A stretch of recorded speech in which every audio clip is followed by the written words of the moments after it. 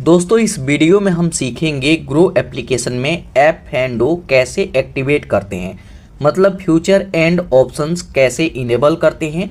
जब आप इसे इनेबल कर लेंगे उसके बाद ही ट्रेडिंग कर पाएंगे। लेकिन इसको इनेबल करते समय काफ़ी लोगों के साथ प्रॉब्लम आ रहा है कि ये एक्टिवेट ही नहीं हो रहा है, बार बार ये फेल्ड हो जा रहा है। तो इसे कैसे एक्टिवेट करेंगे, तो यहाँ पर देखिए इसके लिए सिंपल आपको ग्रो एप्लीकेशन में आना है। ग्रो एप्लीकेशन के होम पेज पे आएंगे तो यहाँ पर देखिए ऑप्शन मिलेगा F&O। इसके अलावा यहाँ पर देखिए अगर वो ऑप्शन नहीं दिखता है तो निफ्टी 50, बैंक निफ्टी किसी पर भी क्लिक करेंगे तो वो उस ऑप्शन में आप आ जाएंगे। लेकिन यहाँ पे टूल वाले सेक्शन में यहाँ होम पेज पे ही अगर शो कर रहा है यहाँ प्रोडक्ट एंड टूल, तो जस्ट इस पर आपको क्लिक करना है। अब उस पर क्लिक करते हैं तो कुछ इस तरीके का इंटरफेस आएगा। यहाँ पर देखिए ऑप्शन आएगा एक्टिवेट F&O, इस पर आपको क्लिक करना है। अब उस पर क्लिक करेंगे तो यहाँ पर देखिए ऑप्शंस आ जाएगा। यहाँ पे 5 ऑप्शंस मिलता है जिसमें से एक को सिलेक्ट करके आपको आगे बढ़ना होता है, तभी आप F&O को एक्टिवेट कर पाएंगे। तो यहाँ पर देखिए जो सबसे पहला ऑप्शन है बैंक स्टेटमेंट। यहाँ पर देखिए काफ़ी लोग कहते हैं कि हमारा फ्यूचर एंड ऑप्शंस जो ऑप्शंस है वो इनेबल नहीं हो रहा है। तो यहाँ पर देखिए आपको बैंक स्टेटमेंट अपलोड करना है, लेकिन इसके कुछ कंडीशन हैं। सबसे पहला नंबर, काफ़ी सारे लोगों को यही पता है कि 6 मंथ में 10,000 रुपये का ट्रांजैक्शन होना चाहिए तभी इसे एक्टिवेट कर पाएँ। मतलब पिछले 6 महीने में 10,000 रुपये आपके पास आया हो और आप किसी को सेंड किए हों, तब जा कर के वो PDF फाइल यहाँ पे अपलोड करेंगे बैंक स्टेटमेंट, तभी ये ले पाएगा। बैंक स्टेटमेंट PDF फाइल में होना चाहिए और बैंक स्टेटमेंट में किसी भी तरह का कोई भी पासवर्ड नहीं होना चाहिए। काफ़ी ऐसे बैंक का जब हम स्टेटमेंट डाउनलोड करते हैं तो उसमें पासवर्ड रहता है। तो सबसे पहले आपको पासवर्ड को रिमूव करना है। कैसे रिमूव करना है, तो आप YouTube पर देखेंगे कि बैंक स्टेटमेंट से पासवर्ड को कैसे रिमूव करें, तो आपको वीडियो मिल जाएगा। देख करके बैंक स्टेटमेंट से पासवर्ड को हटा देंगे, उसके बाद इस पर अपलोड करेंगे तभी एक्टिवेट होगा। ऐसे आप अपलोड करेंगे तो बार बार फेल्ड होता रहेगा। तो पहला कंडीशन ये है। इसके अलावा अगर आप कहीं पे जॉब करते हैं तो आप सैलरी स्लिप दे सकते हैं। यहाँ पे ITR का अनोलमेंट दे सकते हैं। यहाँ पे फ्रॉम I6 भी दे सकते हैं।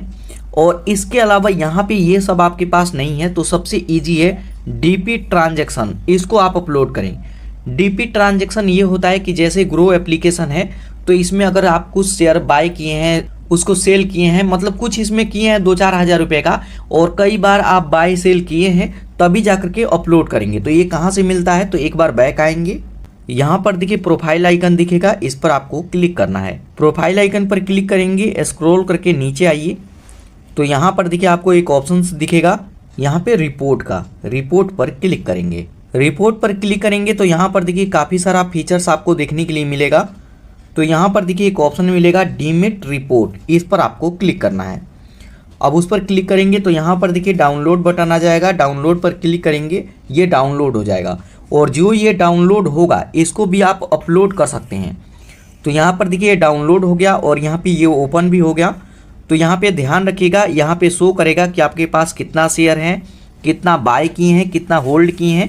तो यहाँ पे सभी डिटेल इसमें होता है। तो इसको भी अपलोड करेंगे तो हो जाएगा, लेकिन कम से कम 2-4 हज़ार रुपये का आप शेयर बाय किए हों, सेल किए हों, तभी जा कर के ये होगा। अगर बिल्कुल नया अकाउंट है, बिल्कुल जीरो है, तब ये नहीं होगा।